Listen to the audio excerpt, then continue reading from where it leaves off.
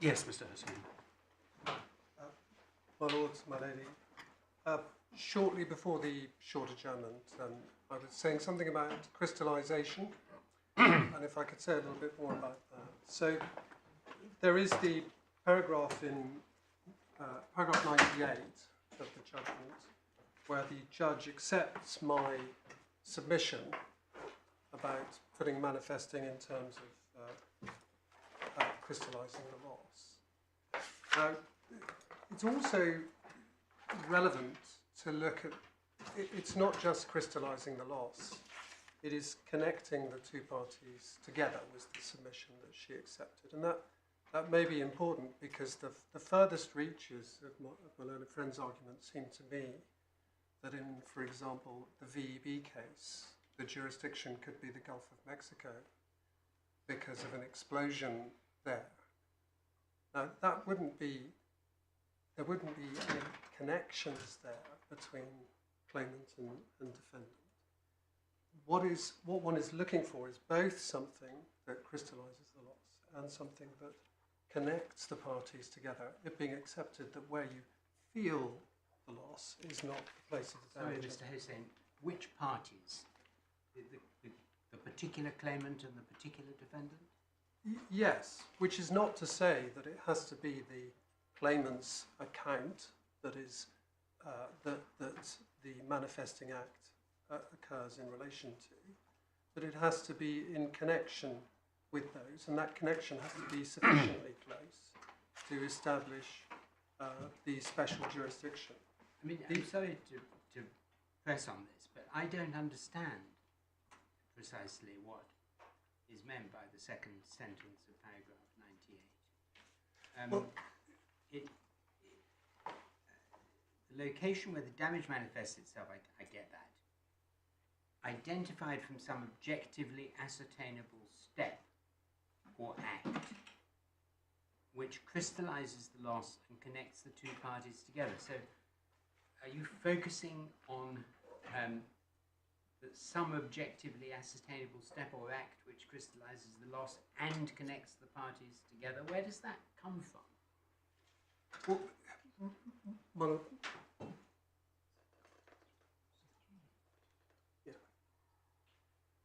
it's perhaps it's an attempt to articulate manifestation, not just by reference to a question of place of damage, but also by reference to questions about the foreseeability of suit, because when one is looking at manifestation of damage, one is also taking into account those connecting factors that would support finding that special jurisdiction, because it would advance the purpose of Article 5.3 in enabling a jurisdiction where, for example, a party may foresee that it may sue or be sued. But, my lord, perhaps the better way to deal with this, because after all, what the judge is doing there is accepting my submission, but that's not actually the place where the judge draws her conclusions about what the law actually is. And that we find in paragraph 111 of the judgment. So, to some extent, I might be arguing to no purpose in defending a particular expression. But you did make that submission to her. I cannot remember the exact words. I assume that the judge is right that I made it. So you must know what it means. Well, That's a mischievous question. well, I'm afraid you get them in this court. my lord, Speaking only for myself, Mr. Hussain. what I would I mean, crystallization, in one sense, there are possibly two senses in which you can refer to crystallization. Sometimes one talks about crystallization where you have a transaction, it is obviously a loss-making transaction. There is obviously damage, but you don't know how much. And people talk of crystallization as being the point where you finally know exactly, pounds and pence, what it is. That's not what I was submitting, and it's not, as far as I understand it, what the judge was referring to. Then you have situations where what happens is you enter into an agreement. It may or may not give rise to damage that the claimant wishes to claim. That may depend on all sorts of future contingencies. as in our case. Do the shares go up or down? Is a margin call or prepayment call made or not made? Is Ace Decade able to, or Dawn State able to meet a margin call when made? These are all future uncertainties. And that is a kind of crystallization where essentially whether substantial loss, looking at the substance of the matter, is going to be suffered, is a matter that is uncertain at the time you make the transaction and will depend on future events. So far as the connection of factors, I think, my lord, the best I can do on my feet now, and maybe this isn't good enough either, but it is that what is clear from the European authorities is that there's really a two-part approach to this test. The first is you've got to look at where the loss is actually manifested to find the place of damage, but that is not the end of the matter. You also have to look at the connections that exist to the jurisdiction. And so what perhaps I was trying to get at was that one is also looking, as the judge did in paragraph 118, to consider what connecting factors there are to the jurisdiction. It's not a forum convenience. No, certainly not. But So where does connecting factor come in?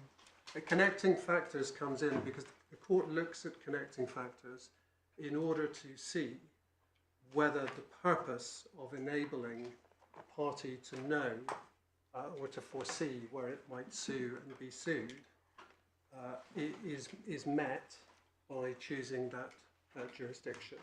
And what one gets from the authorities is also that there is some extent to which they talk about the sound administration of justice in a slightly wider sense, but the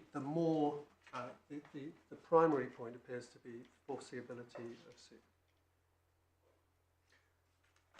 My Lord, just going on to the authorities, before I get into the European authorities, could I just ask you to look at UBS's skeleton, paragraph 38.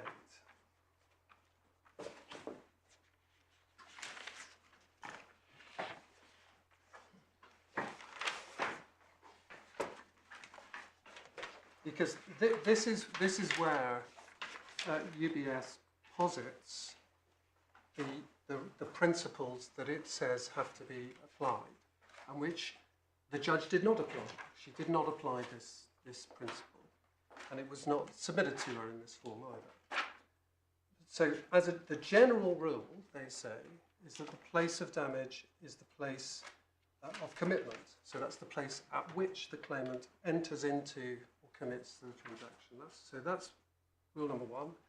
And point two is, as an exception, the location of the bank account from which funds were applied, so from which funds were paid, may be the place of damage, provided that the claimant can demonstrate that additional special factors are present.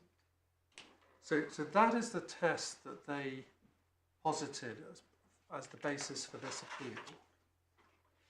What is striking in the way that they put forward that test is that it's not expressed, for example, as a general test of looking for where the damage actually manifested. And so when approaching this, the question really to ask is, do the authorities that they rely on make good this test? When you look at the European authorities, do they approach the matter on the footing that it is place of commitment as the default assumption, but then that has to be, but then they've carved out an exception that is expressed only to apply to bank account cases where there are special factors. But I mean, this addresses financial loss, which is your second category. Negligent misstatement cases and financial, which cause financial loss only. But as But it's quite specific. it is quite specific, but as I understand it, this is the case. This is the case that they're putting, that the judge ought to have found in this financial loss case place of commitment. So this is the test that they are saying is applicable in a financial loss case of the kind. So it's with that submission in mind that one then needs to look at the authorities and see whether that is made good. On that page, at paragraph 41, we also see a summary there of what the four submissions as to why the judge went wrong. So the first is that the approach that the judge took bears no relationship to any of the authorities. So one then has to look at those authorities and see, does the approach that the judge has taken of actually manifested loss, articulated as she did, bear no relationship to those authorities? Then secondly, has she misinterpreted Fraunhofer and Universal Music? And do those cases support place of commitment? And then thirdly, there are various points that are made about the scheme, the Brussels-Lugano scheme, and the alleged vagueness and indeterminacy, which I will touch on. But for the moment, what I would like to do is look at briefly again at the European cases to test this proposition that that the approach that the judge has taken is not contrary to all, is not found in any of these authorities. And in approaching that, I take the judge's summary of the law from paragraph 111, where she says, I conclude that certain points are established and provide critical guidance. And point number one is that it is the manifestation of damage that is relevant, not the transaction that ultimately led to such loss.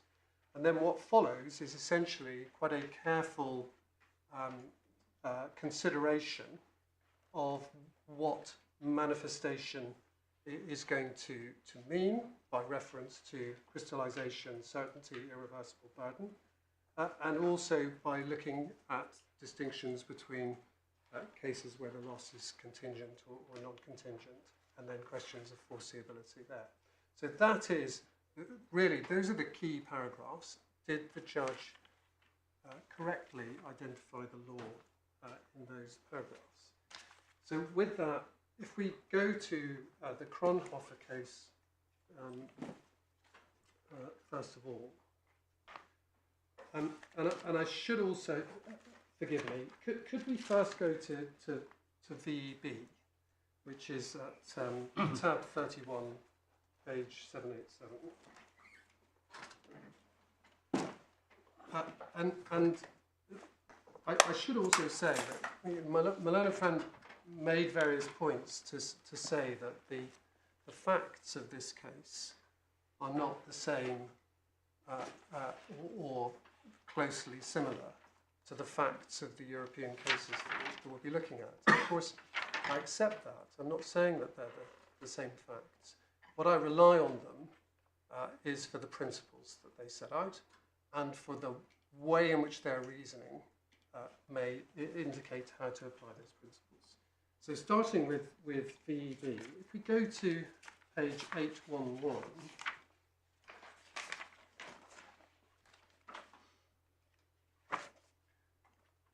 so this is just looking at what VEB was claiming at paragraph 15. So they were claiming that the circumstances were comparable to Kalasa and Loba, and they maintained that devaluation of certificates did not result from the vagaries of the financial markets, but VEB's provision of incorrect, incomplete and misleading information concerning the oil spill. It goes on to say, once the correct information was made known, the value of their shares fell, causing them to sustain losses. Given that the shares, or at least the shareholders' claims in respect of those shares, were managed through credited and debited and located in an investment account held in the Netherlands, it says that they say that the loss occurred directly in the Netherlands. Now, just pausing there, one point to make at the outset is you'll note that the investors were not the owners of the shares. They had claims in respect of the shares by reference to the investment account that was held in the Netherlands. And the suggestion that that was the place of damage was rejected in this case.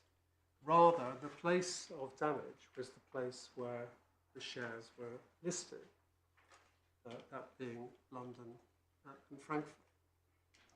So this is actually a case where the locus of the damage was not a place where the claimant had any proprietary ownership or interest of the thing that was damaged, but it was sufficient that the claimants had claims in respect of that. Going on to the submission, so BP submitted that in Colassa the mere fact that the financial loss occurred in a bank account held in Austria was insufficient. And then perhaps we could go over to 814 to see how the issue was dealt with. And the key paragraphs are really paragraphs 24 through to 37. And to begin with, there's a rehearsal in paragraph 25 to 27 of the general rule under Article 4, and then the derogation from it by way of the rules of special jurisdiction. Now, it's quite interesting that you have putting forward a general rule with exceptions here, albeit in a different context, because of course that is UBS's case, that this is all about a general rule of place of commitment with an exception for bank accounts. But what you don't find in the reasoning here is anything that corresponds to that. So you have this general rule and derogation in the context of Article 4 that's referred to. You have no statement about a general rule and derogation anywhere else. So first of all, in paragraph 27 and 28 refers to Kronhofer, the point that's agreed that you cannot construe damage to mean wherever your assets were located. And then the critical paragraphs for our purposes are in 30 and 31.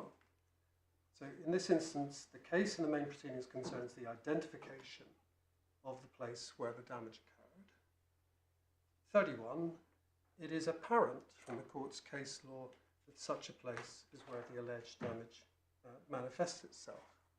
And so what we derive from that, and what the judge derived from that, is a principle that you are looking for where the alleged damage actually manifests itself.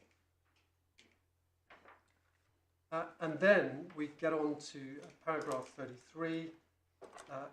There is, in paragraph 33 and 34, there is a consideration of the purpose, the objective of Article 5.3, which is another, and in particular, the objective of foreseeability of suing and being sued. And again, we say that that is entirely consistent with the approach that the judge took, where in the judge's language, the question of the objective or purpose was regarded by her as a cross-check to the result that one reaches by looking at the manifested damage. So if we just pause there, this is the most recent of the European cases that deals with financial loss. It comes after all of the English cases that my friend relies upon. For what it's worth, it comes after all of the commentary that my learned friend referred you to. And it stands for a pretty clear principle, which is what the judge found, that it's look for where the damage actually manifests itself and cross-check or also have regard to the objective of enabling the applicant to identify easily the court in which he or she may sue and the defendant reasonably to foresee in which court he or she may be sued.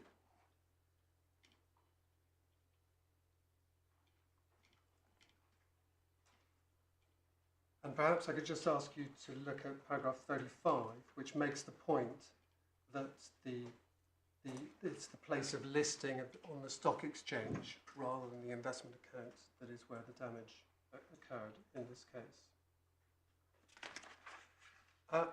And so, just pausing there, what one doesn't find anywhere in this is something that resembles the two-part test that UBS identifies.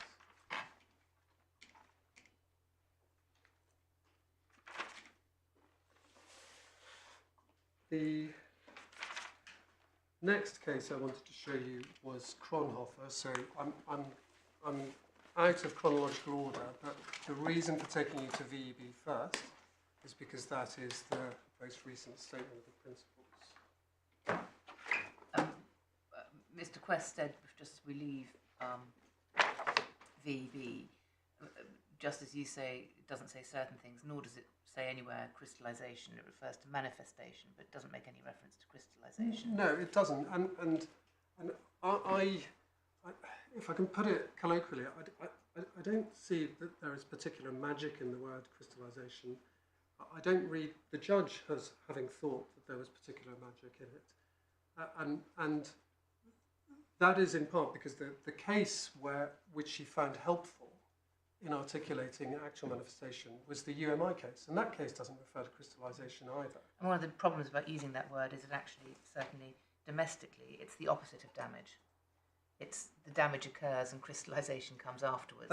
So that's it's in one's own thought process is also perhaps an unhelpful concept to introduce in this concept, at least here. Well, if that makes any sense. My lady, it does. But I hope I'm also clear in my submission that these are cognate expressions that are used to amplify where manifestation may be found in particular circumstances. It certainly doesn't matter to my submission if one replaced the word crystallizes with makes clear, makes certain, makes fixed. Any of those expressions would do. And although I can't speak for the judge, I suspect, given the way that it's expressed, particularly in paragraph 111, that is also the approach that she took. And I fully accept that it's not an expression that one finds in the authorities. It's a gloss, but to the same effect as those words that are used. So then if we go to Kronhofer, which is at tab 11.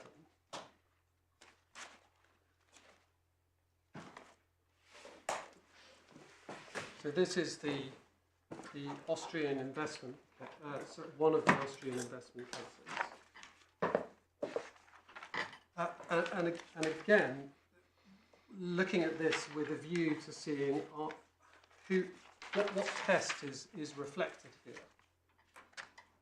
And so the key point at page 207, paragraph 19, the key principle that this case stands for is that the place where the harmful event occurred cannot be construed so extensively as to encompass any place where the adverse consequences can be felt of an event which has already caused damage arising elsewhere.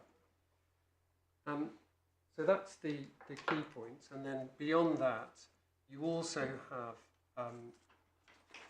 in paragraph 20, the cross-check, which is that if you were to find jurisdiction, special jurisdiction anywhere where the assets were concentrated, then that would run counter to the strengthening of legal protections, again for the point of foreseeability suit. So this doesn't refer to an actual manifestation test. That comes later in the authorities. But what it does not do is proceed by identifying anything like the test that UBS identifies or submits, a place of commitment with bank account exceptions. The only remaining sort of point about Fraunhofer is the criticism of the judge, where she refers to the fact that forgive me, I'm just finding the reference.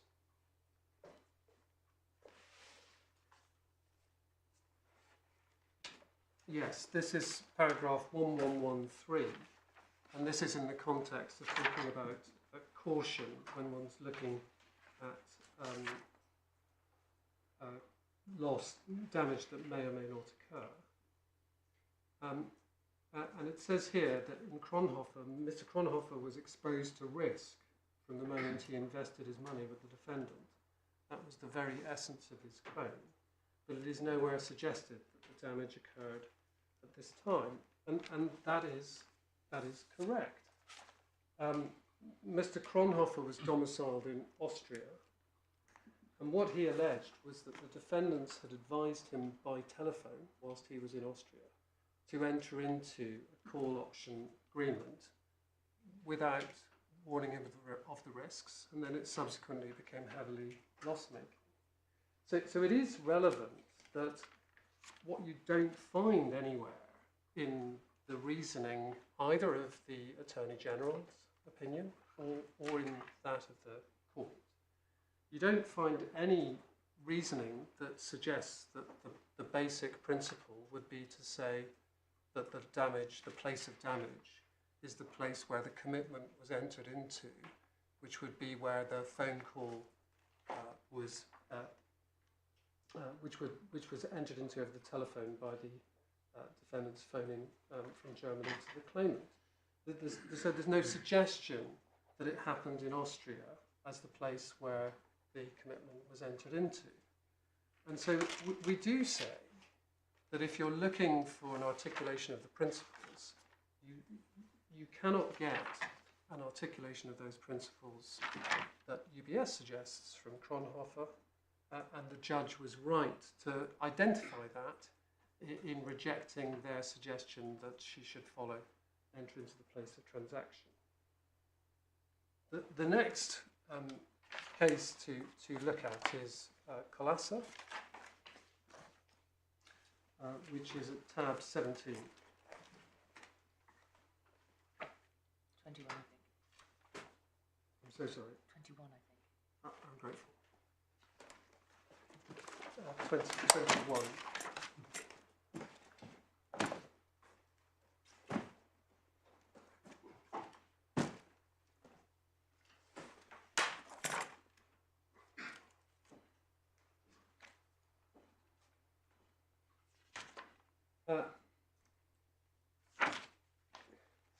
And so in relation to Colassa, again, we rely on this for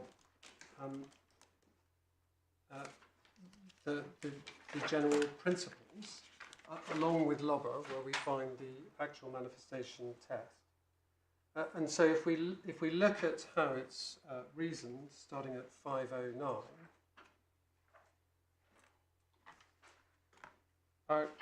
paragraph 54, the place where the loss occurred, it must be held that in circumstances such as those summarised at 51, the loss occurred in the place where the investor suffered it.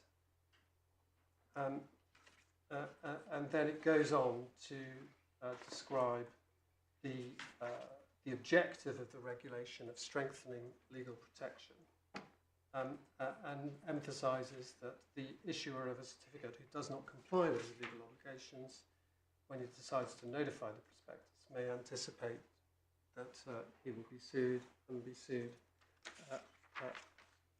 he will be sued, and others may anticipate they can sue him.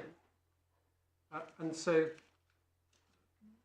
all that one gets from that really is, again, the articulation of this approach: find the place of the damage and cross-check it by reference to the objective, which is the approach that the judge took. And again, one does not find some general rule of place of commitment that is subject to place of payment in certain circumstances being articulated, nor does one find it being expressed as a special principle or rule that only arises in relation to bank accounts. And then just quickly, if we could look at the Lobber case, which is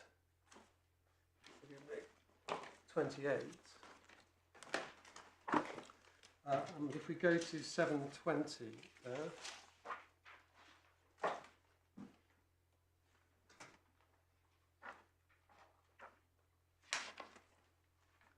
and here, this is important, but really it's important for the principle rather than anything else. Paragraph 26, the case in the main proceedings concerns the identification of the place where the damage occurred. 27, it follows from the court's case law that such a place is that where the alleged damage actually manifests itself. Now, pausing there, again, this is not proceeding by way of some special exception that is being carved out in relation to bank account cases. One does not find any statement that ordinarily it will be the place where you enter into a transaction that is subject only to exceptions. And my learned friend emphasised paragraph 33, beginning moreover, where it's pointed out that in this case there were various other things that the claimant had done that were concentrated in Austria. And no doubt that was part of the consideration of the court in thinking about matters such as, was it foreseeable to the bank that they might be sued in Austria, given all of these other activities? And I have no difficulty with any of that. I'm not saying that you can apply the factual finding in this case straight across to our case, because our facts are different. Really, all that you get from this is that it will be relevant to look at the other circumstances with a view to considering whether UBS would have foreseen that if it enforced against the shares, having made misrepresentations about the nature of its policy to Ace Decade, would it be foreseeable that it might be sued in London? And on that, we say that judges' judgment can't really be criticised, because there were all sorts of factors that were connecting, that made that a foreseeable possibility.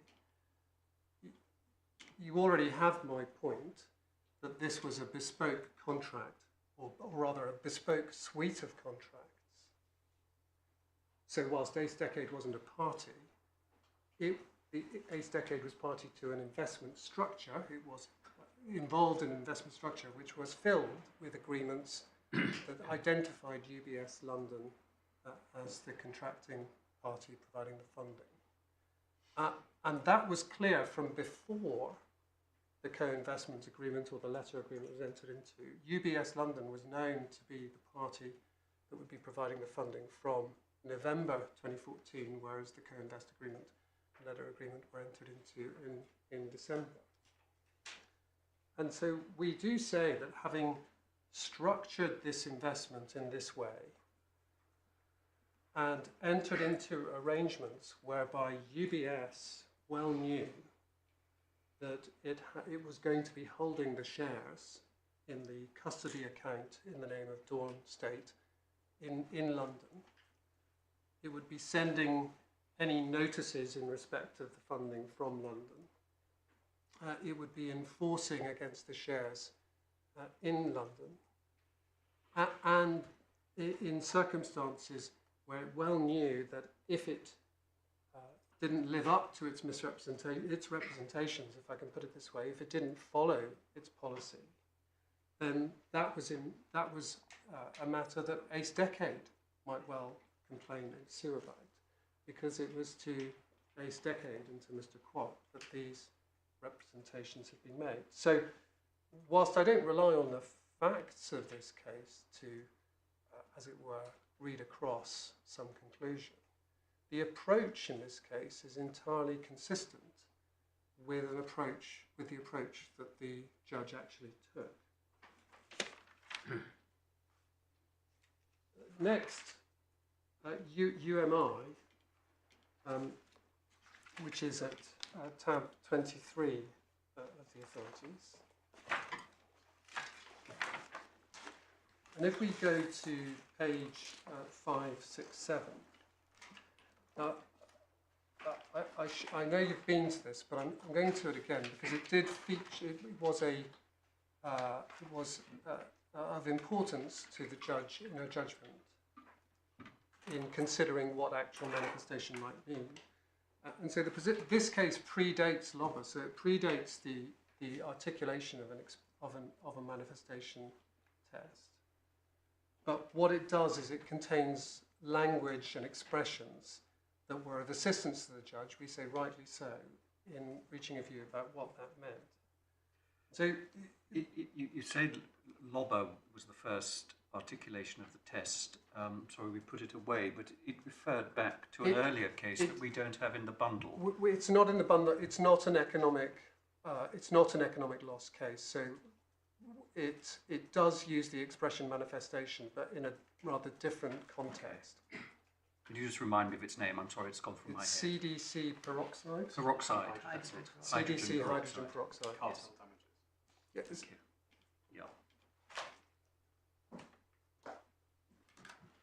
Yeah. And what is helpful, what the judge found helpful, and in my submission rightly so, about this case, is that the point, that the correct reading of this case is that what the court was saying was that it was the settlement agreement at which point it became clear that there was this substantial loss. It was that was to be regarded as the place of damage. And there can no doubt be some argument about whether in this case they were referring to the original contract and the settlement, or just the settlement. But in my submission Is it relevant, Mr. Hussain, that in paragraph 11 of this case, they draw attention to the fact that when the contract was entered into, it was known that what it described was a value for the 30% option, which was 5 times more than the real value. So it seems there was an entrenched loss once you entered into a contract that had been effectively negligently drafted with that contrary to what the assistant solicitor at the Czech firm had been told. So that's what paragraph 11 says. And so we know from that case that the court knew that when the negligent advice was given and the transaction was entered into, there was an entrenched loss in the transaction. But yet, if you're right, and you'll need to show us, the court was saying that it was the settlement that was the place of damage when it was effectively manifested. Yes. Now I'm going to come back to your point, if I may, in a moment. Okay. I just wanted to begin with paragraph 31. Yeah. So paragraph 30 refers to the contract that was the original contract that was entered into, and describes that it involved paying a greater amount. And then paragraph 31, if perhaps you could read is the paragraph that contains all of the expressions about certain irreversible burden and so on. And that is to do with the settlement agreement. And then paragraph 32, accordingly, the loss of some assets happened in the Czech Republic, the damage having occurred there. So what the judge found, and we say that she was right to do so, was that what that is actually talking about is best understood as the settlement agreement, that hence the emphasis in paragraph 31 to becoming certain, irreversible burden, and so on. But to go back to my Lord's point, it is, of course, your Lordship is right that it led to the suggestion was that there was as a result of the mistake, there was a 5-fold increase. On one view, it may even have been a greater increase than that, because in paragraph 13, there's a comparison of 313,000 euros with 31 million odd euros. It's not quite clear to me on a reading how those two marry up, because that's obviously more than 5-fold. But be that as it may, it's clear that this was a big mistake. Sorry, I got the paragraph wrong when I said 11. I'm sorry, it's... No, 12 is for the 5-fold increase, Yes. and 13 is the comparative Mr. figures. Bros, the associate who led to, because he was told the legal department of UMI said do this, and Mr. Bros, the unfortunate assistant solicitor, didn't. Indeed, and you get some sort of flavour for where the rights and wrongs may have lain, because the ultimate settlement was about 10 times less than, more than 10 times less than the amount that had been claimed. Well, one of the difficulties with these cases is that sometimes one has to sort of read in reasoning or consider facts that are not expressly stated. As a matter of principle, it isn't necessarily the case that when somebody makes a mistake in the drafting of an agreement, that necessarily means that you've suffered a loss. The other side, it happens more frequently than one would like. It may be that the other side says, well, we can see you've made a mistake, it's not a problem. Perhaps even more so when there's such a wide gulf between what was intended and what was actually done. So as a matter of principle, it's not obvious that there's going to be a loss. It certainly is obvious once a claim is made for 30 million. That I would accept that. But I certainly wouldn't go so far as to say that there was any entrenched loss at the time the agreement was entered into. But of course, in neither position affects essentially my submission on the facts of this case, because as the judge rightly held, this might or might not have been a successful investment. None of these events and claims might have happened, depending on facts that were simply future unknown contingencies at the time that this transaction was entered into. So I would submit that I'm an a fortiori case in relation to that. So, well, that brings, my lady, that brings me on to the English cases, and given the approach that my learned friend has taken to those, I will try to be brief in relation to them. Could we just pick up another factor to see at least that I understand it? Paragraph 38, which is where the Luxembourg court refers in inverted commas to relevant connecting factor, and that's a reference back, I think, to the Advocate General's opinion, where he uses that phrase, and that I think is where it comes from, unless I have misunderstood. Paragraphs 40 something, I can't remember the precise one, and that may be where the judge picked up the expression. it may be. I apologise. I don't have an answer for you on that, but I can. Well, paragraph 26, the court says, according to settled case law, the rule of special jurisdiction is based on the existence of a particularly close connecting factor and refers to two cases of Katie and Ultimate. Yes. And certainly that reflects the approach in looking for close connecting factors to find special jurisdiction. The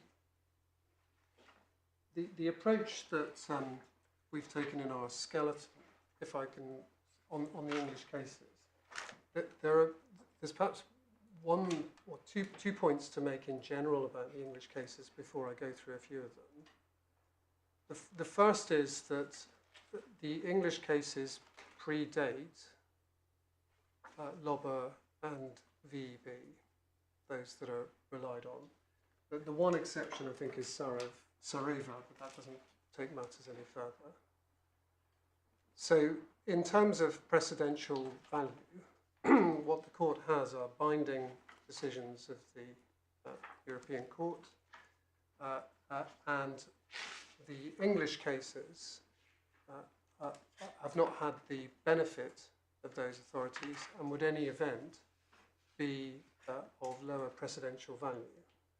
Although we would of course accept that they can be relevant in looking at the reasoning and seeing whether it assists in analysing a particular case. The second general point is that one does have to be careful when looking at the English cases to make sure that one continues to use an autonomous approach. And there are some cases where the court quite rightly does emphasise that it needs to adopt an autonomous approach. There are others where there is no European authority cited at all, so a little bit of care is required. Ultimately, if you were to consider that any of these cases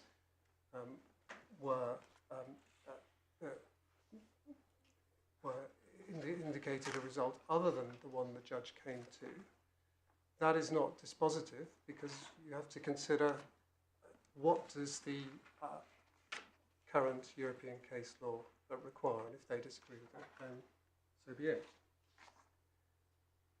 In terms of general bracketing, the English cases fall into two categories, both of which I submit are relevant when again testing to see whether in the English cases you find UBS's test, general rule, place of commitment, subject to bank account exception rule. Yeah? So are they consistent with that test that they put forward? And we respectfully submit that they are not. The early cases, Donnercrest, Dunhill, ABCI, are all cases where, in fact, the courts concluded that the damage had not been suffered at the place where the transaction was entered into, but had been suffered at the place of some later event. And in the case of Dunhill, Mr. Roxon QC, sitting as a deputy, expressly reached his findings on using the word manifested, which was prescient on his part because it long predated Lobber and VEB, which an ABCI is a case that even UBS is forced to accept is simply not consistent with what it says is the place of commitment rule. So I will look at each of those briefly. As for the other cases, which are chronologically subsequent, Helicopters, Klondike, Maple Leaf, Aspen, those are cases where the place where the transaction was entered into was concluded as the place of damage. But they are all cases of non-contingent loss. So when it can be important to look at the facts of those cases, because on their facts, it was obvious that there was significant damage at the moment the agreement was entered into. Or objectively speaking, it was the case that there was damage when it was entered into. So with that overview, could I go to Domicrest first of all, which is at tab 7. And if we go to 134,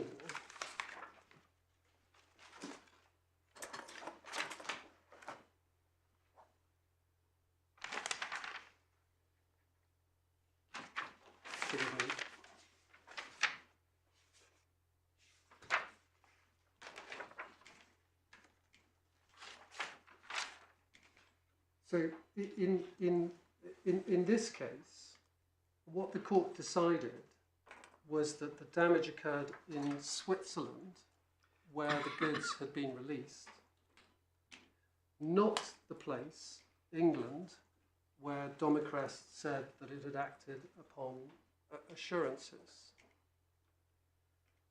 And so this was a case where it was not the entering into of the transaction that was regarded as the place of the damage, but rather it was a subsequent event. And just to very briefly remind you of the facts, so Domicrest sued Swiss Bank Corporation, and so Domicrest was English and supplied consumer goods to customers in Switzerland. And before releasing the goods, it needed an assurance that it would be paid. And the bank provided a copy payment order, which it was said they represented was a kind of guarantee of payment. And on the faith of that, Domicrest released its goods. But in fact, if one looks at 120G, the customer, just towards the bottom of letter G, as Justice Rick says, nor was it safe to release the goods before payment, nor were there sufficient monies in Interglobal's account to fund the payments. So in fact, from the moment the goods were released, there was insufficient monies in the account to be paid. And that meant that the false assurance that the bank had given meant that it was inevitable that there was going to be loss. And so we do say that this is a case where, in actual fact, although, as Justice Ricks said, that in many cases it'd be likely that the place of commitment will be the place of damage, that was really as far as he went, and he did not reach that conclusion on the facts of this case. And my learned friend at 134 highlighted the passage between E and F. And I wouldn't, this is, and he relies on that to say that actually the damage is when the damage arises when the misstatement is made. What would forgive me? He refers to the essence of a negligent misstatement case. Now, what I would submit is, first of all, the finding of the case is consistent with looking at matters beyond place of commitment. Secondly, one has to be.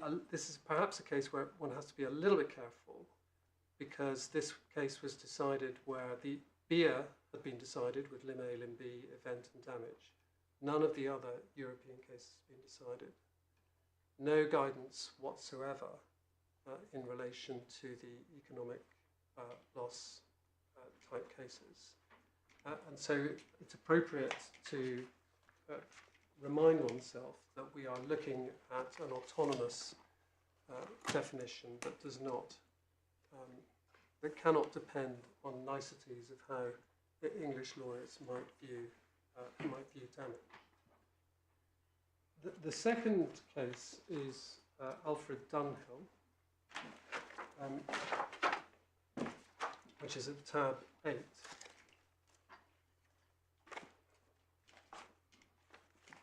If I can just summarise the facts briefly.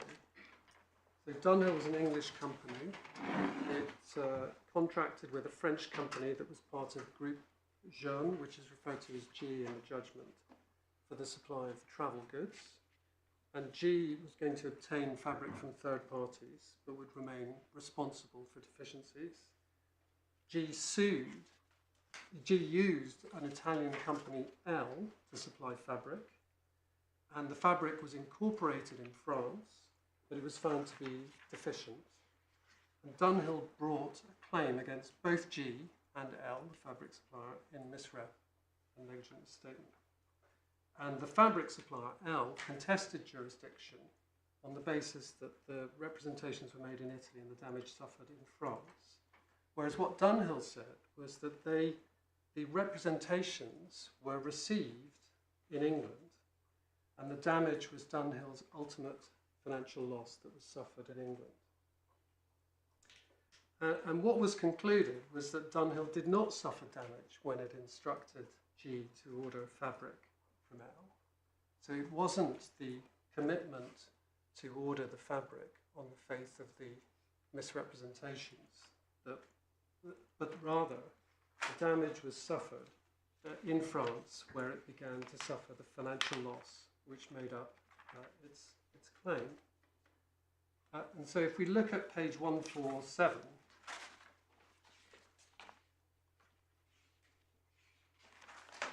perhaps could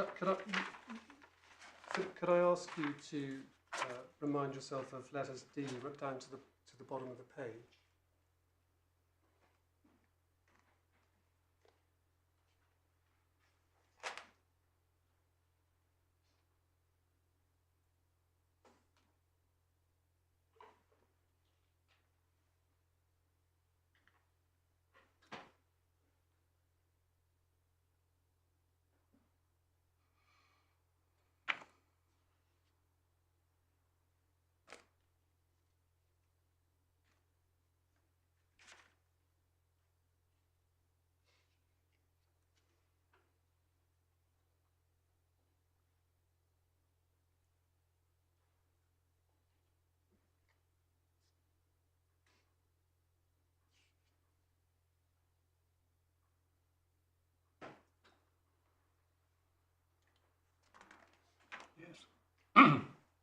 So it's really letter H and below that I rely on particularly, because as it happens, this is a case that is consistent with the modern approach that the judge found to actual manifestation.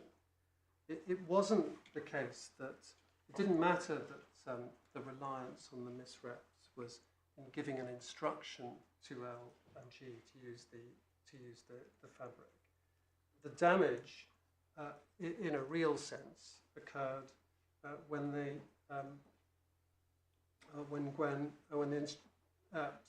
damage occurred when the samples of fabric were delivered to Gwen in France and were examined and manufactured into luggage. So what this is a neat illustration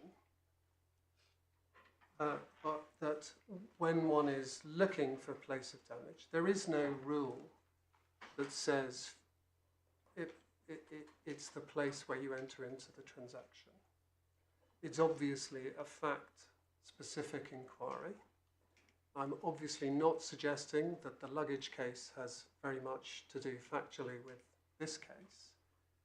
But if one looks at the last bit under J, that damage did not occur, sorry, did not manifest itself until the samples of fabric delivered to Gwen in France and were examined and manufactured into luggage, which was itself tested, at which point it is said that the fact that misrepresentations had been made became apparent.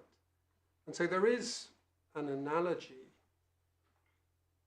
that can be made with at what point did it become apparent that misrepresentations had been made by Mr. Wong about the policy that UBS London was going to adopt in relation to strict enforcement of prepayment terms. That became apparent when they sent a notice saying that they were demanding mandatory prepayment and then acted on it. Lastly, on the cases that do not apply basic commitment, one looks at ABC 1, tab 10. This is a Court of Appeal decision. I'm not going to go through the facts, but it may be helpful just to look at page 183, paragraph 44.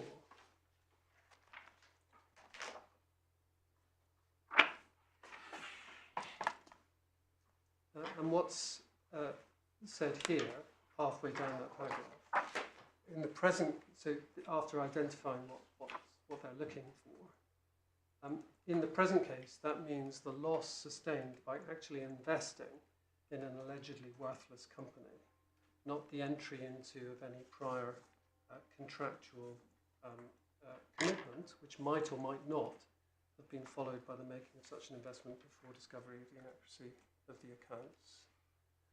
And so again, this is a helpful indication, consistent with European authority. One is not talking about events that might or might not have happened. One is trying to look for the point at which you are actually getting something that is worthless. And as I say, it's accepted on the UBS side that this is not a consistent statement with the case that it wishes to put forward. Now, my lady, given the approach my own friend's taken, I'm not going to take you in detail through the various other cases, the later English cases, which were relied upon below for the place of transaction, place of commitment case. But what I will do, if I may briefly, is just summarise why those were all cases where the damage was clear at the point when the agreement was entered into. So, just dealing with all, the helicopters case, that was a case where a Portuguese entity had refurbished a helicopter engine, and it had sold it to an English company. It had been on-sold several times, and it was eventually sold on to the claimant, who then sold it on to another English company called Newton. And Newton said that this engine is not fit for purpose. And they sued the claimant, and the claimant settled it and paid costs.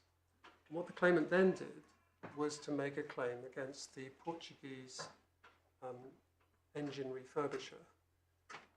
And the basis of the claim was that on each sale, including the first, there was a certificate under European airworthiness regulations certifying that it was fit for purpose. And what was said was that each time this was sold on, there was a representation by the original refurbisher of the engine to that effect. And that was what they were relying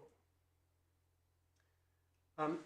And in that case, it was said that it was concluded that there were a number of reasons why there was damage, but one of them was at the point of it was concluded that everything pointed to England. One of the points that was relied on was that the contract was entered into in England. But that really does not support a general proposition that it is always the place of commitment where the damage occurs. Because what the claimant was acquiring from the defendant was a defective engine. And so, in my submission, the judge's conclusions in relation to the helicopters case were absolutely right, which was that this was not a case of contingent losses, but rather it was a case of somebody entering into a contract that immediately meant they were going to be receiving something that was in effect not fit for purpose. The Klondike case is a case where the claimant purchased essentially a company with a variety of music IP rights. And although the sellers didn't make representations, other people did make representations as to what IP rights were capable of being transferred. And that turned out to be wrong, because it turned out when they got the IP rights, they had got rather less than they were told that they were going to get. And that gave rise to the question, did the damage occur when they entered into the transaction?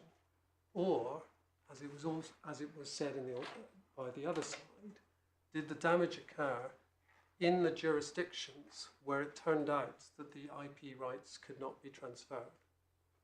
And essentially, and I'm being quite brief about this point, but essentially what the court said was, no, this was a case where you got significantly less than what you paid for because various assets, IP rights, could not be transferred. And for that reason, you suffered the loss, you suffered the damage at the time when you entered into the agreement. So again, that is another case where it is clear where the distinction between contingent and non-contingent is relevant.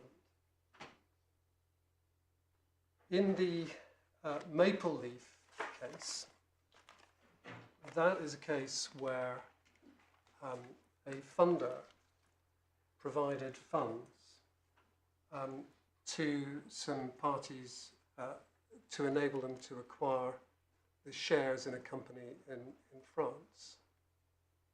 And it was a condition of the facility agreement that when they acquired the shares, they would establish an SPV into which they would put the shares, which would then stand as security for the loaned sums.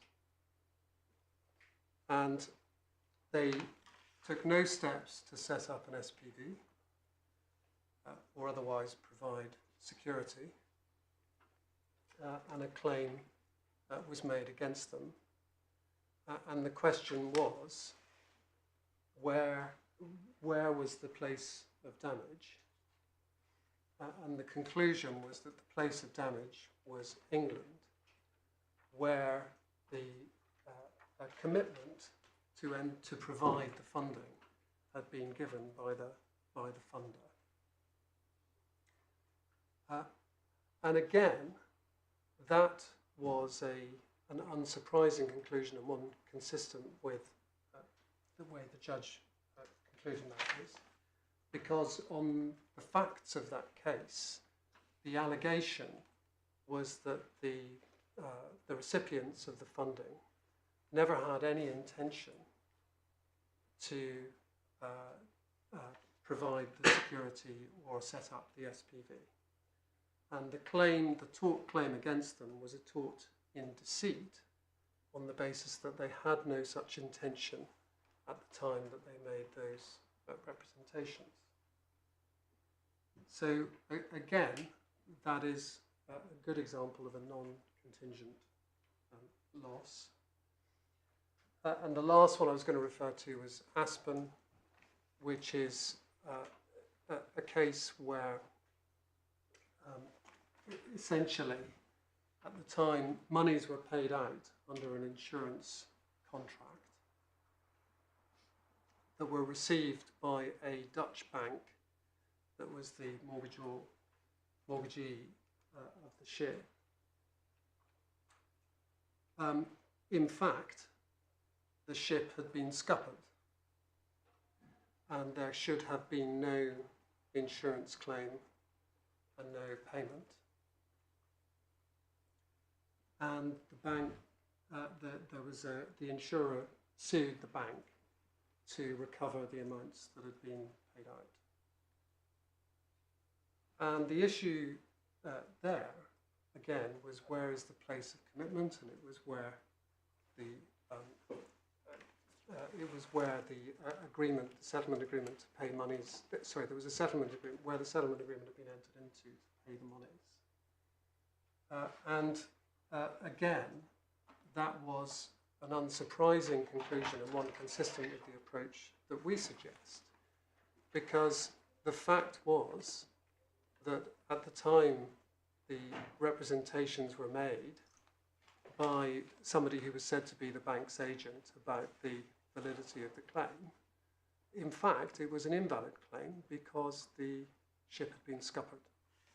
And so that, again, is a resolution of that. So those, if one therefore comes back to the criticisms that UBS advances of the judge's reasoning, so they say that the way in which the judge reasoned it has no basis in authority, and that was made by reference to the English and the European authority. And we respectfully submit that they are quite wrong about that. She followed the approach that is set out in the VEB in particular and the other European cases. And the approach that she took is in fact consistent with the way in which the various English cases were resolved. And the way in which those English cases have been resolved is in fact consistent with drawing a distinction between loss that happens where the damage is as soon as you enter into the contract, and the damage depends on contingencies. That leaves the only other sort of questions that arise are the criticism that is made by UBS in paragraph 49. In the criticisms about clashing with the core principles of the Brussels-Lugano scheme. They make a point about crystallisation, which I won't go back over because that's already been raised. They suggest at paragraph 50 that our case would involve a very detailed consideration of the domestic quantum claim in order to reach a view of place of damage, and that is a reason for thinking it's wrong. In fact, the opposite is true. The only point that you have to consider for domestic law purposes is this an economic loss claim? And once that's established, you don't consider the substance and merits in detail. The exercise is simply one of analysing when and relatedly where that financial loss was suffered. It may involve looking at some of the facts, but it doesn't involve looking at the domestic cause of action in quantum. It is a question of looking at the substance, what actually happened in this case. Then it is suggested that it's contrary to the scheme of Brussels-Lugano because it would lead to a multiplicity of proceedings. And what seems to be suggested is that if you adopt place of commitment, then, and that means the place where the claimant enters into the transaction, then that will tend to be one place. Whereas if you look at the place where action is taken by which the harm is manifested, then that could be a number of different locations. It may be possible that, depending on the facts, there may be difficult cases, but in my submission, these sort of points aren't really sufficient to challenge what the judge was doing, which was following a standard approach. Of course, it's not just a question of identifying place of damage. In analytical terms, there is also the question of the purpose. So if you are, for example, coming up with a number of different possibilities, then you can cross-check which of those is the more appropriate by reference to the purpose, including foreseeability of suit. So there's no reason to think that there aren't sensible ways of choosing between them. And secondly, of course, you may have a situation where there are a number of locations. Some are more important than others in terms of the amount of damage. I mean, it would be absurd if you had, for example, security over an asset in France worth 10,000, security over an asset in England worth $1 billion, to say, oh, well, the dam and the claim is for $1 billion and 10,000, to reach the conclusion that special jurisdiction in France is the more appropriate, when the vast bulk of the damage is occurring in England. And there wouldn't be a risk of irreconcilable judgments because we have lis alibi pendens provisions to deal with that.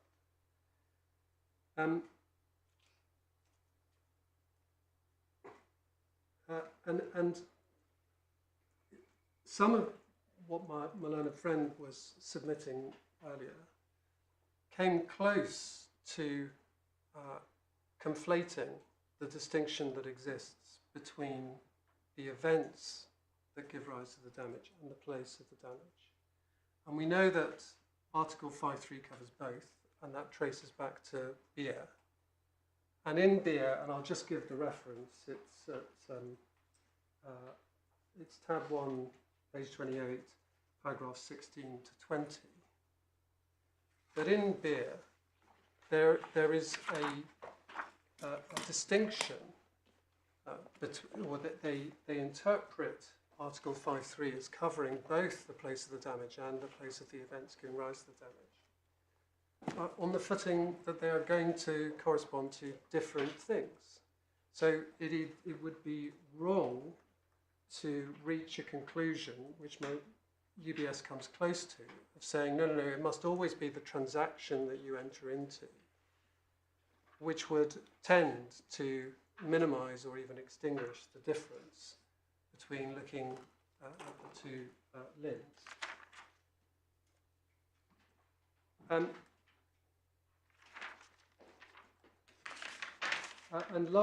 lastly, on the question of the actual legal test, there are various points that are made about indeterminacy. These are the points that are made to do with derivative contracts, contracts that are profitable but loss of opportunity contracts, and betterment.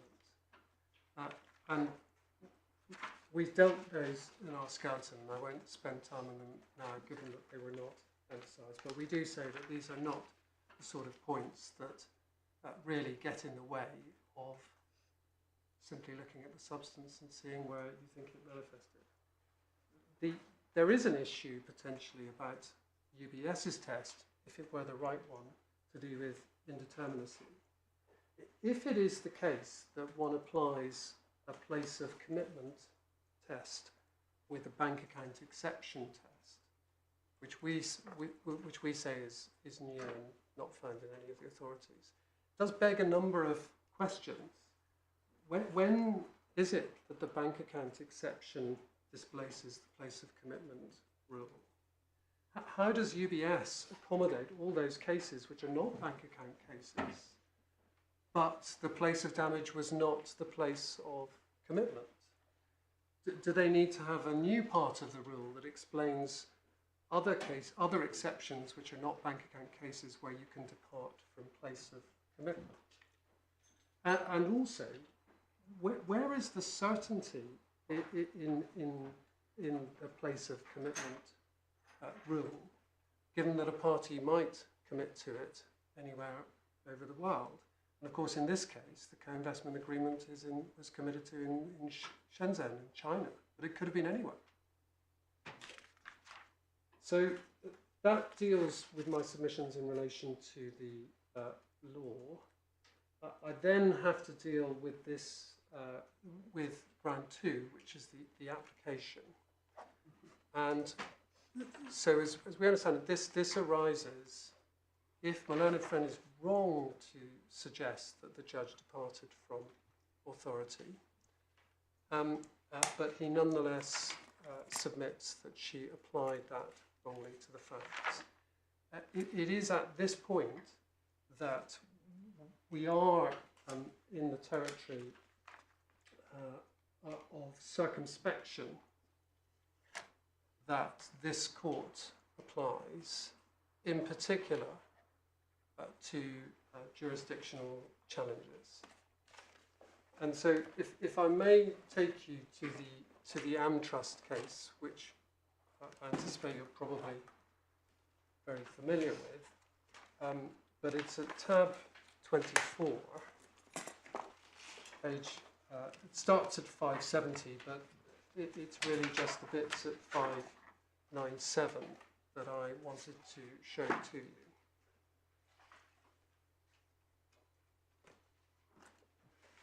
So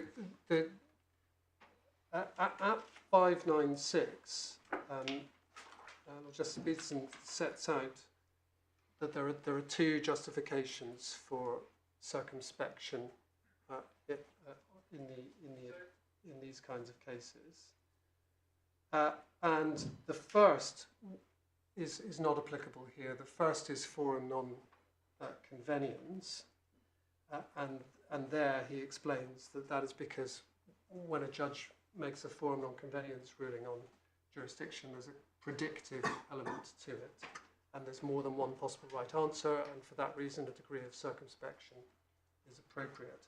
It's the second justification, which starts at paragraph 36, that I was that is relevant here. It may be better for me simply to invite you to read those paragraphs 36. It's really 36 down to 43.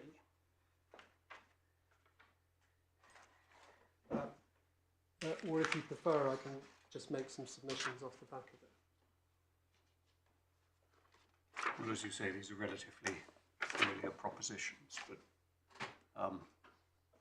by all means, just develop your submissions on them. I will do that. So essentially what these propositions identify is that there is circumspection, there is a spectrum of different kinds of cases ranging from pure questions of law to cases where you hear primary evidence. But in all of them, a degree of circumspection is appropriate. And that is particularly the case for jurisdictional disputes. And the concern that is expressed is essentially taking up too much time in the appellate courts by hearing what are meant to be short hearings, the first instance jurisdictional hearings. That's the rationing of appellate resources rationale.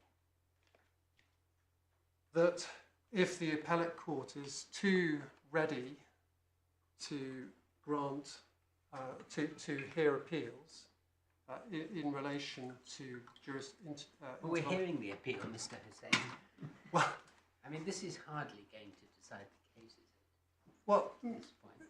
I mean, you're miles away from where the guts of this case is.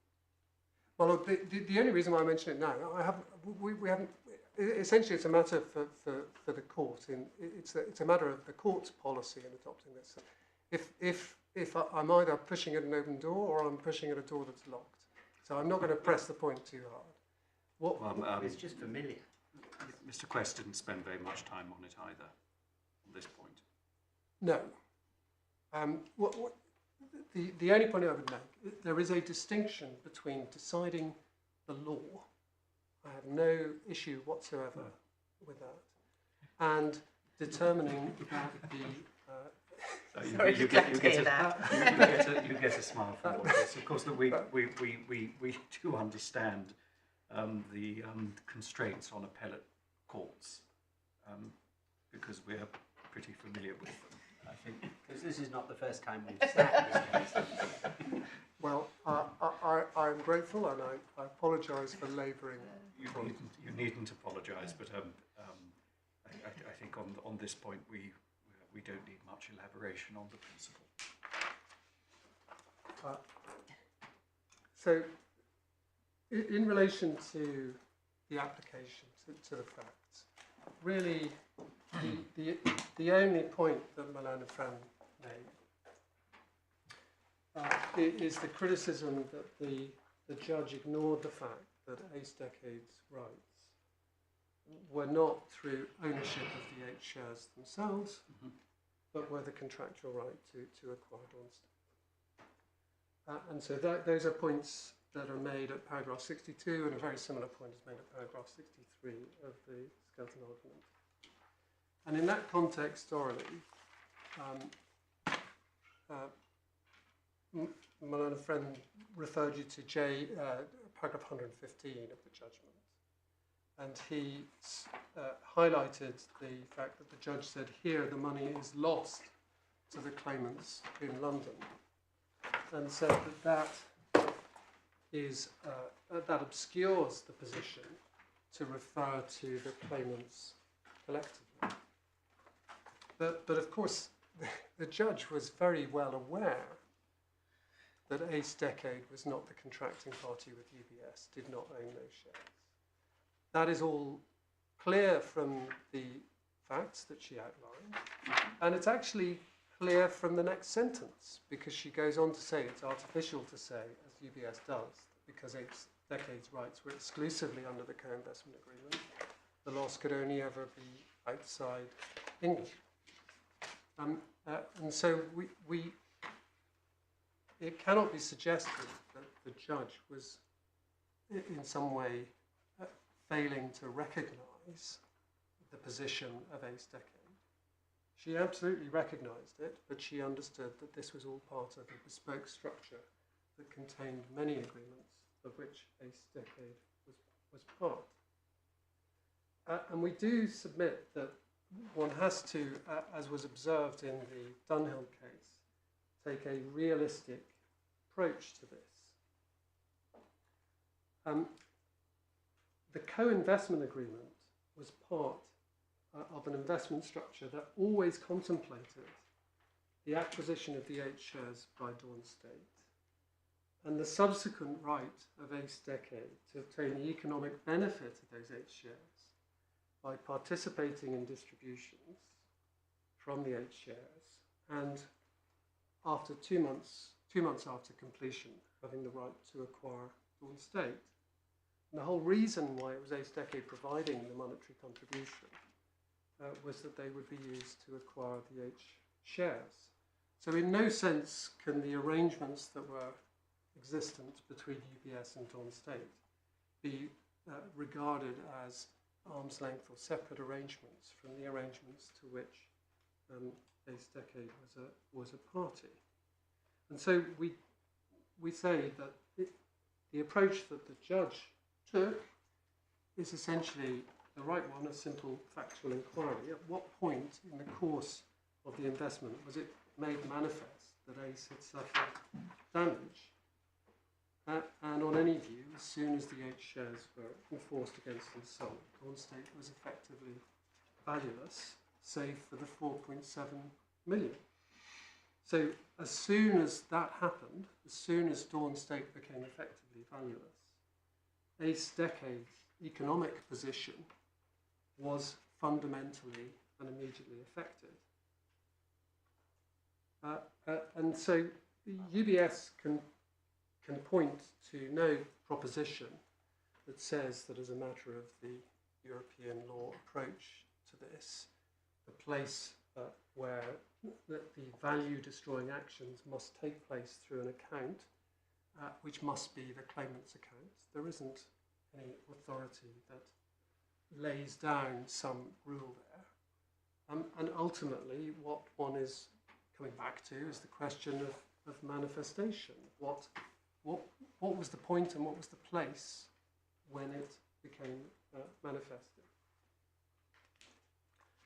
I made the point right at the beginning of my submissions about the Attorney General in VB essentially referring to place of damage. And the reference to that is page 797 in VB, which is, I think, tab 31, at paragraph 25.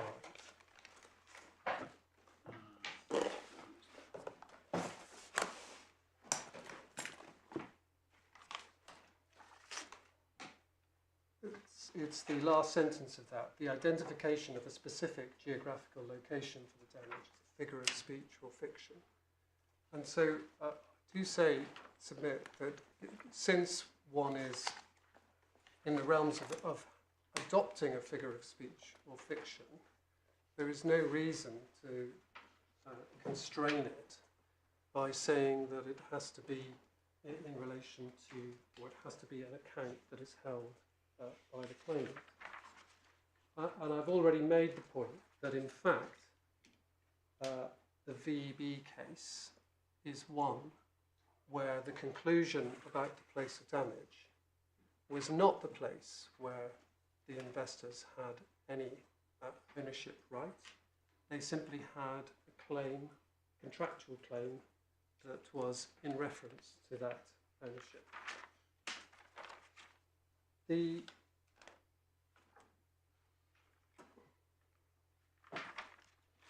And in terms of application, I do encourage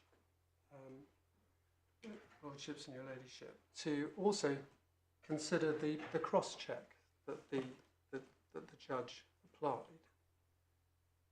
It isn't just a question of an analysis of whether or not the substantive loss occurred at the time of the transaction or at some later point. It's also the case that by reason of the custody account, security agreement, notices and so on, there was reason in the judge's view to think that UBS would foresee that it might be sued or indeed might sue there. That is all I wanted to say about the application of the 5-3 test. I will be briefer in relation to 5-5. And essentially, there are really only 4 points that I need to make about that. Just to tick them off, the first is what the judge meant in paragraph 140 of her judgment. The second is whether FlyLau has a fault element. The third is whether FlyLau is to be read as reading down, constraining the interpretation of 5-5. And the fourth, which is a small point, is the role of the agent. That's paragraph 147 of the judgment. If one goes to the section of the judgment on Article 5.5,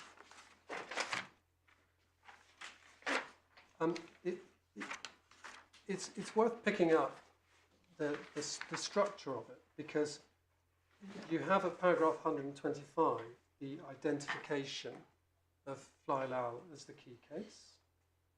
You have a quotation from in 128 from FlyLau, which at the top of the next page, the branch must have actually participated in some of the actions constituting the tort.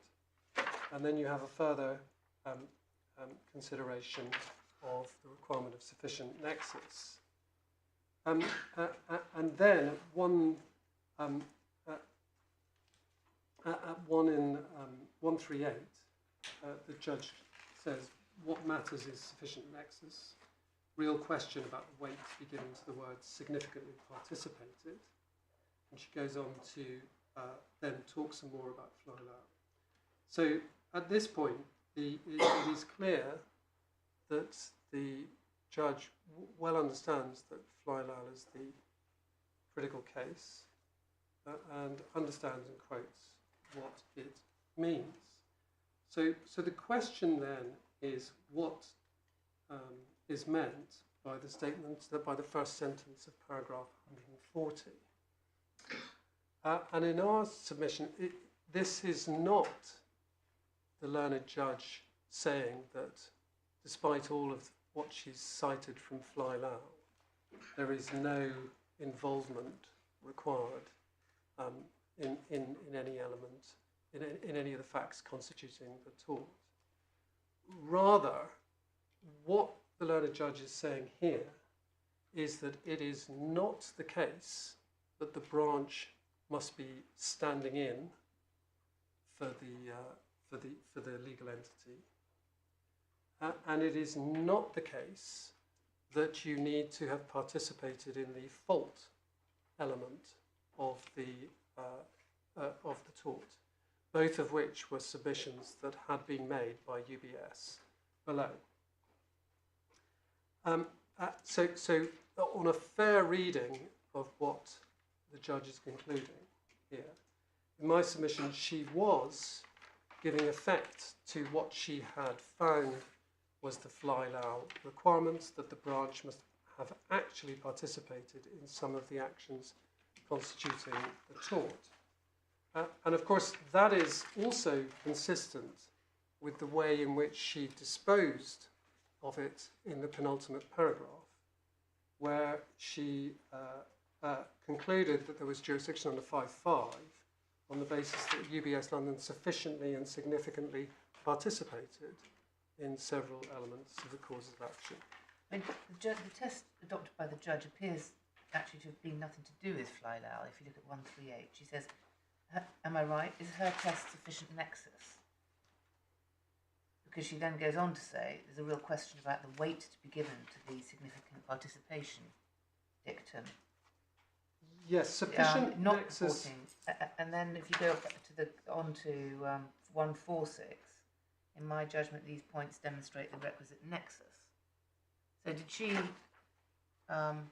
adopt the FlyLau test at all on any interpretation?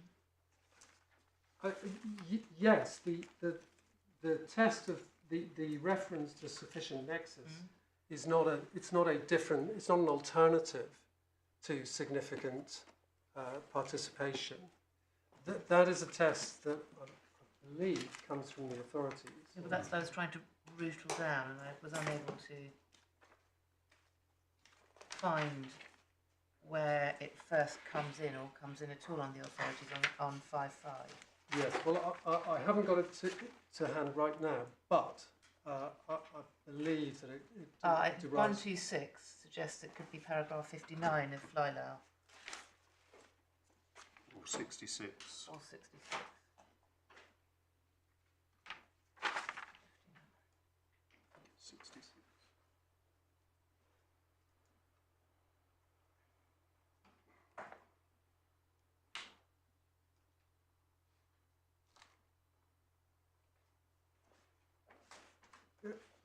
It's mentioned in 132 of the Advocate General in FlyLau, and 135 and following under the heading Nexus with the dispute. That's in the judgment of the court. The word nexus. Forgive me, my lady, for not having an immediate No, answer. don't worry. I'll it may explain why why the learned judge looked at wider factors in this section, which is something she's criticised for. Indeed. My understanding, but I will come back and confirm, the reference to sufficient nexus is not to some different text. There is the question of you do have to show a sufficient nexus, but what does that mean? And what she concludes that it means is the requirement as stated in FlyLau to have actually participated in some of the actions constituting the tort, which she quotes at 128. And that was what we had submitted to her, because we submitted that the only authority that she needed to consider was FlyLau, and that was the test in it. And as I say, it's if there were any doubt, it's given by 1492, which expresses the finding in terms of significant, sufficient and significant participation in... Which is taking a bit of FlyLau, a bit of significant participation, and bringing it into connection. Sufficiently significant connection. Do you say that's the right test? Yes, what I say is that the judge was right to think that you had to find a sufficient nexus. But the question of sufficient nexus is not some question to be answered in the abstract or by reference to general propositions. The answer to that question is given by FlyLau, which is that you have to have significant participation in the actions that are constituting the tort. So that is certainly my understanding of what the judge was deciding in 5.5. I would accept that the first sentence is slightly unclear taken on its own as to what the judge meant there. But what I respectfully submit is that the rest of 140, coupled with 149, actually makes it clear what approach that she was adopting. It's also actually clear from what follows 140, if you look at the structure of the way that the judge addresses it, because the structure of it is that 141 through to 144 are essentially addressing participation in the question of whether the representations were false. And 145 is dealing with participation in the causation and damage element through enforcement of the security. And then 147, sorry, and then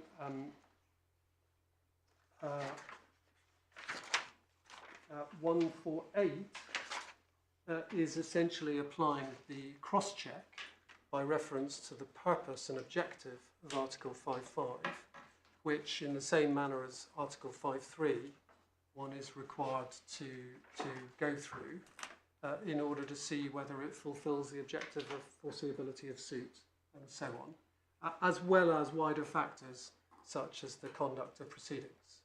So what is, in my submission, clear from this is that the judge was certainly not adopting some sort of free-form analysis of connections akin to a forum convenience analysis. Well, perhaps the conclusion she reached in 1492 gives you that, where she said she concludes under Article 5.5 on the basis that UBS London sufficiently and significantly participated in several elements of the causes of action forming the claims. Precisely so, Will. Yeah. So when one analyses what the learned judge has done, it's actually a rather orthodox application of the test in FlyLau. And it's certainly not a forum convenience approach of looking at any and all connections in order to see which is... With a difficult sentence in the first part of 140. Yeah. And so, really, if one then looks at what the judge's reasoning was and why we, in our submission, it's right, the first point is that it is not the case that FlyLau requires fault to participate in the fault element of a tort in order for there to be significant participation. And the points to make in relation to that.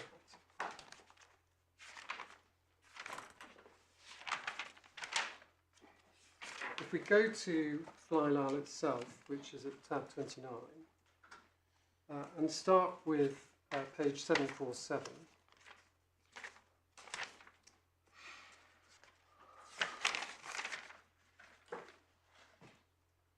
Still the Advocate General.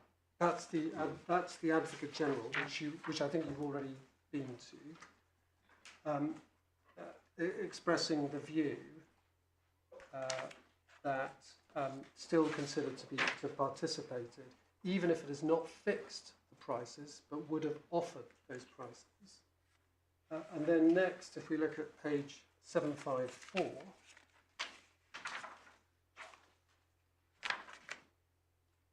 that's the last paragraph of the section which is headed Nexus with the dispute, which is, so that was the language, as my lord indicated, of the Advocate General in FlyLau. So the next point is paragraph 23 on page 754. Talks about what the referring court had noted. It's apparent from the status of that branch that it had the power to set prices of Air Baltic flights to and from Vilnius Airport. Nevertheless, according to that court, there is no evidence establishing that the branch actually set those prices. And so then, if you go to page 760 and look at paragraph 64, starts off by saying it's for the referring court to identify the role of Air Baltic, but then it says what it should examine, and what it talks about are acts of offering and applying the predatory pricing alleged, and whether that was sufficiently significant.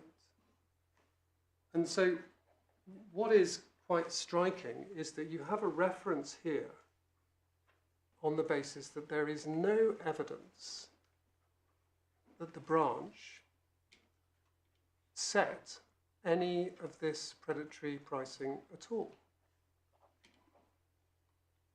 And there was, and the agreement was an agreement that was entered into in Latvia by the legal entity with the operator of the airport in Riga.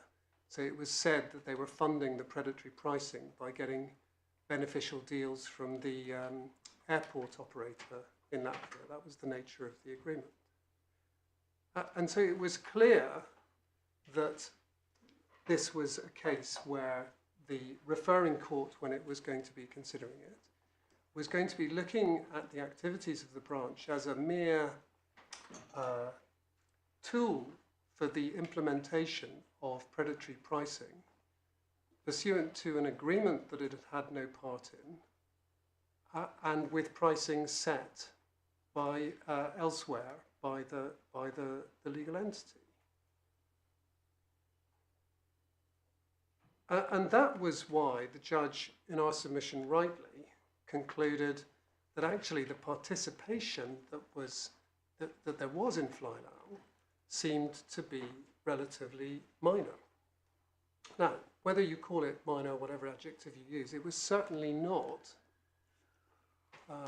participation that was fault-based. And so we say that applying FlyLau, it is obvious that you can participate in any of the actions constituting any of the elements. That includes necessary questions, were the representations false? And it includes necessary questions, was damage caused? My lord, my lady, I apologise, I've taken more time than I anticipated. Those are my submissions, but I'm very happy to answer any further questions if there are any. No, thank you very much indeed, Mr. Hussain. Mr. Quest. Yes, I'll reply on a few points. Starting with Article 5.3. First of all, just some points about terminology and the use of the words manifestation and crystallisation. As we've seen, the term manifestation derived originally from the non-economic loss cases and was then taken up, particularly we're showing it was taken up in the BEB case. But as I said in opening, simply to use or refer to the expression actual manifestation doesn't really answer the question that the court has to answer on this appeal, which is where does this kind of loss manifest? Where does it occur when one's dealing with purely financial loss caused by misrepresentation? So one can't answer the question just by using the word manifestation. And as regards the term crystallisation that the judge used, that was said to be used by the Hussain and also by the judge in the sense of making the amount of the loss certain, i.e. in pounds and pence or euros and cents. But if that's right, it is in my submission a very unlikely benchmark for choosing jurisdiction under Article 5.3, not least because one can and often does bring a claim for damages in tort without having ascertained the loss in that sense. So if that's the test, it seems an unlikely one. On the topic of what I might loosely refer to as substance versus form, although I wouldn't necessarily accept that dichotomy, of course the conventions must be understood in an autonomous way. But in my submission, there's nothing in the European jurisprudence which suggests that the court can approach the question of damage without regard to the separate legal identity of different parties, and without examining how the particular claimant who seeks to establish jurisdiction has been damaged.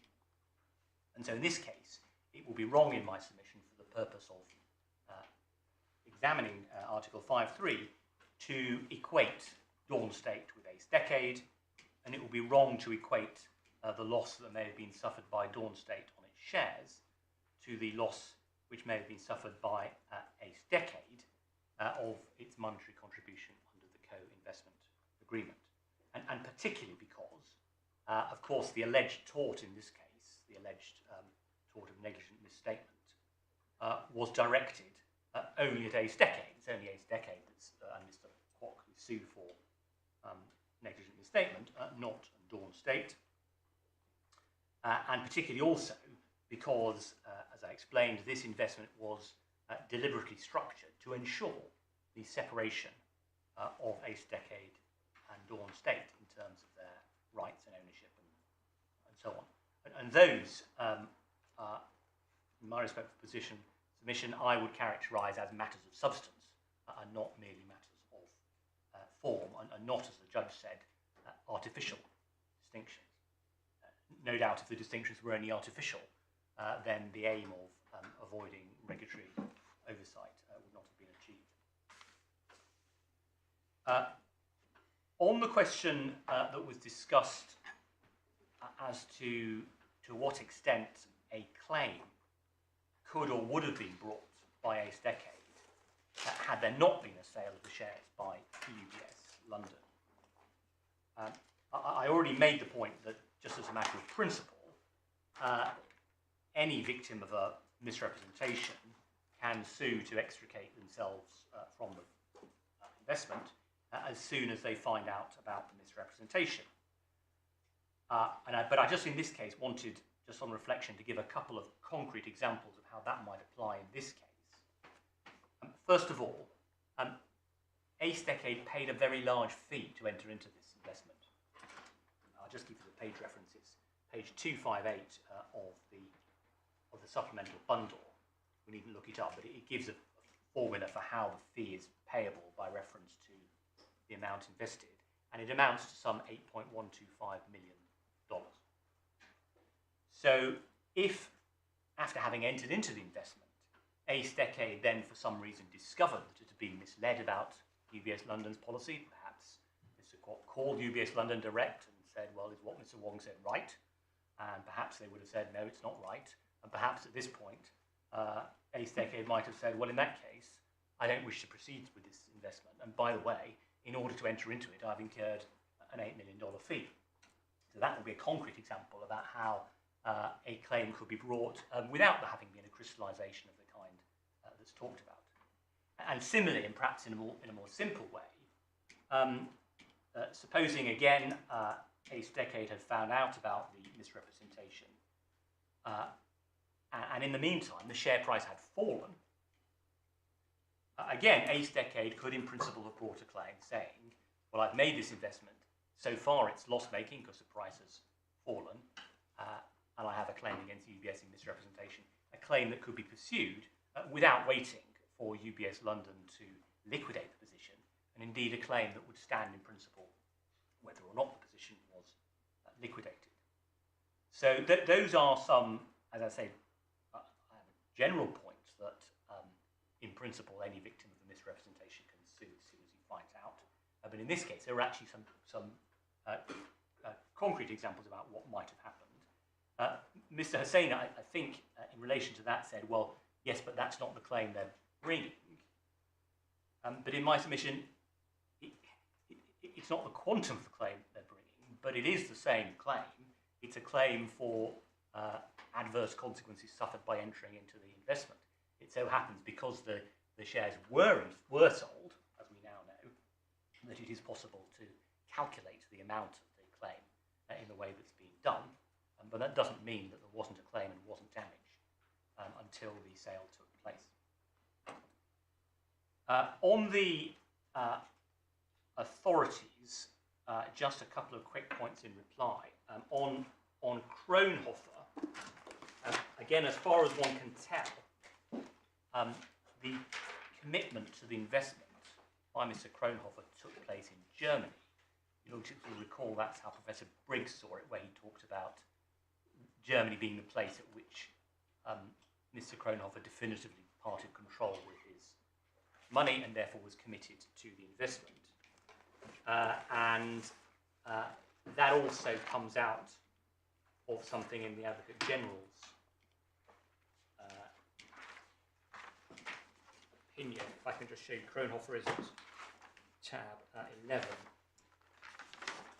You go to page 198 of the bundle.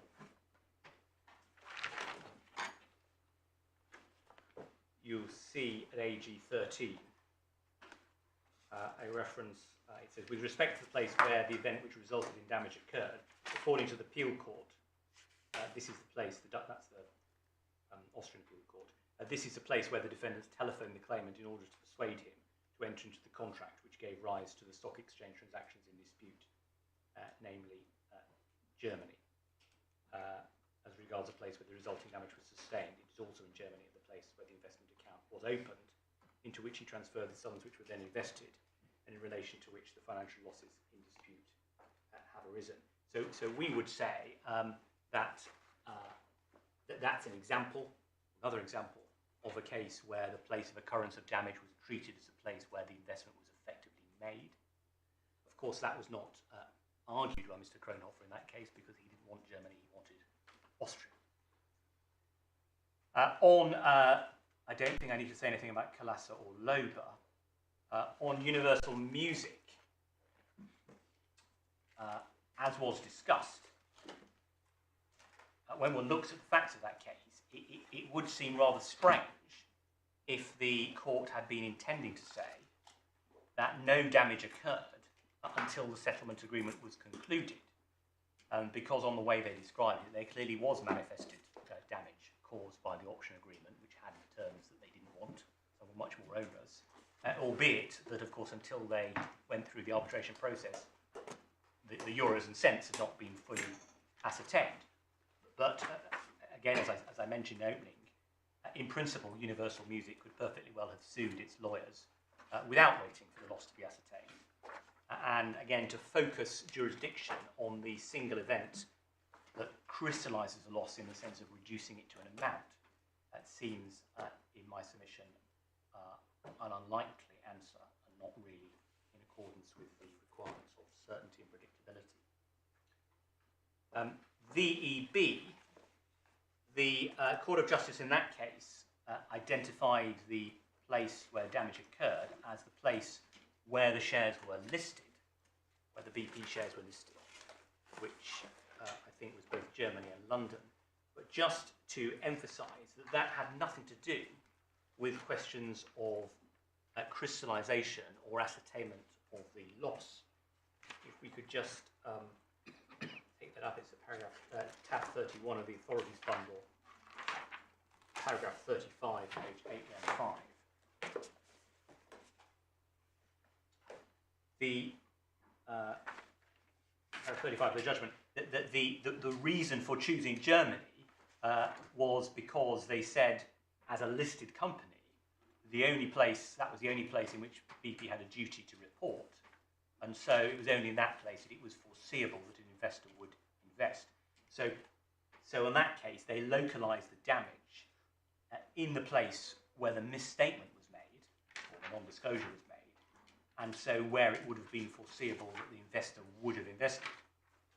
And if we translate that finding into the facts of our case, in the present case, the misstatement was made in Hong Kong, and it was not only foreseeable but inevitable that Ace Decade was going to invest in China, because that's what the investment agreement provided.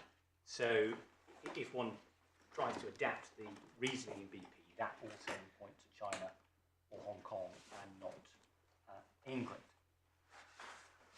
On the English cases, there are at least two cases where the courts in England have held that damage occurred on commitment, even though the amount of the loss was not then ascertained, and even though its amount, and indeed whether it's non-zero, depended on future events or contingencies. One of those cases is Domicrest, which I've already shown you. The other case, which I didn't show you in the interest of time, is the Sareva case, but that's referred to in our skeleton at paragraph 35.5. And that's a case which concerns an investment in bonds induced by misrepresentation. The bonds were eventually defaulted, but it was held that the loss occurred in the place where bonds were originally subscribed.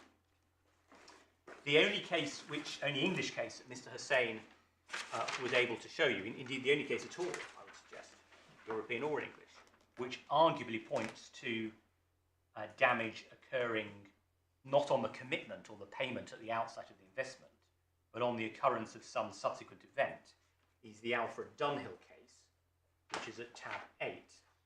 If you could just turn that up again. It's obviously a decision, a relatively early decision, but if one looks at the judge's ultimate conclusion, we need to turn to page 148 of the bundle, slightly after the part that we've read to you. After we've discussed the facts of the case in some detail, including various things that had happened in France, he ends up saying at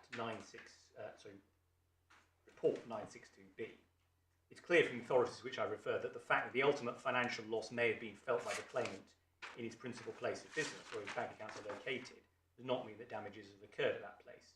Otherwise, in most cases of financial loss, the exception would establish jurisdiction at the place of domicile of the claimant, a result which these cases made clear a court should lean against. And on analysis, looking at the matter broadly, the only close connecting factor which links his case to England is that the claimant is located in England and therefore took relevant decisions in England and suffered the ultimate financial loss here.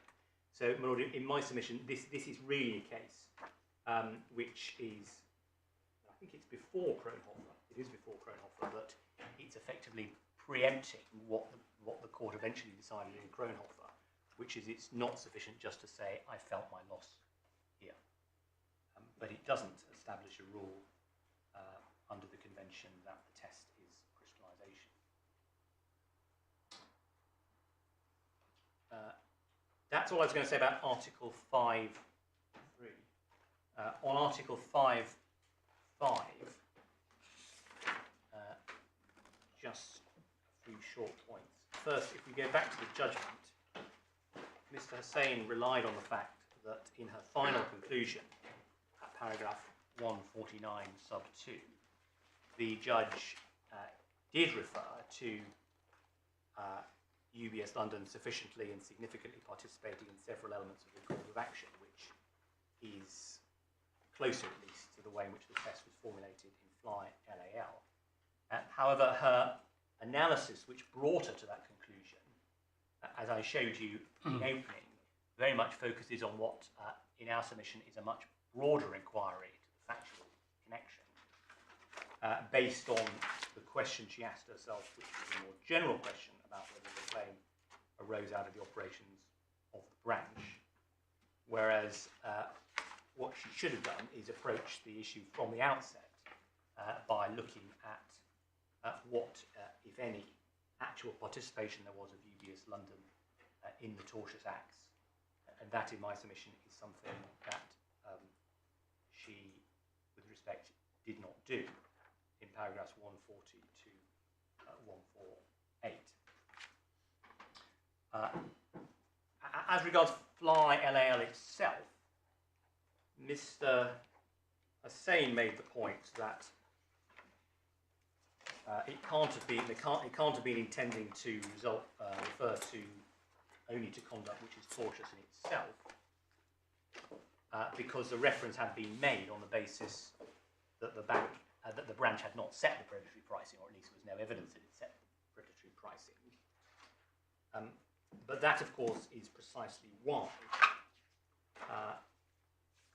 in my submission at paragraph 64 of the judgment, the Court of Justice effectively sent the case back to the referring court in order for the referring court to examine what participation there had been in the tortious acts, and that, in my submission, and for the reasons I gave in opening, is the correct approach. And finally, just as regards damage, to pick up again a point that was discussed earlier, the relevance of damage in FlyLau and where that fits into the analysis of the tort. It's perhaps worth noting that if one goes to the FlyLau case again, at 29, one must not overlook that there was also an attempt to establish jurisdiction under Article 5.3 on the basis that the damage occurred in Lithuania. And that's dealt with, we needn't go through it, at paragraphs 30 to 43 of the court's judgment. And the court reaches a conclusion on damage in paragraph 43, which is rather particular to competition damages. But the point I get from this is that the court considered the question of damage and where that occurred as a separate matter to be considered under Article 5.3. The question under 5.5, as the court saw it, was looking at the conduct of the branch in relation to the tortious conduct, not in relation to the causation of damage. So, my Lords, my Lady, those are the points I had in reply, unless there's anything else. Well, thank you very much indeed, Mr. Quest. Mr. Hussain. My Lord, my Defendant referred to one new case that he hadn't referred to in his own. That's the Sareva case. It's not a case that we have dealt with in our skeleton. There was one point that I was going to make about it, if I may be permitted. Yes, we'll do that. And then it is simply this, that the reasoning, which is quite short, is at paragraph 51, page 777. And essentially it's a promissory note that was said to be guaranteed, but actually it wasn't guaranteed. It's another case where it was clear that there was going to be, or at least very highly likely to be, a loss from the very moment the transaction entered into without the benefit of the guarantees. And that is clear from paragraph 9 of the judgment, at page 765, where it is said that it is alleged that PSB, that's the promissory note provider, was in a parlous financial condition, rendering it highly likely the notes would default, as in due course they did, and that the mis-selling was directed at by the Anyanevs as a conspiracy to enrich themselves. So it is in effect another fraud case, somewhat similar to Maple Leaf. thank you. I'm grateful. Well, I would just add that, of course, I rely on it as a case like Dominic Crest, where the notes might have been repaid and the damage therefore was not crystallised until they weren't. Your Lordship has a point. Yes, I think so. Good. Well, thank you both very much indeed for your submissions, and thanks to those behind you and with you for the way the case has been prepared. We'll take time to consider our decision and produce a judgment or judgments in the usual way, which we will circulate in advance for correction of typographical errors and obvious glitches. Thank you very much.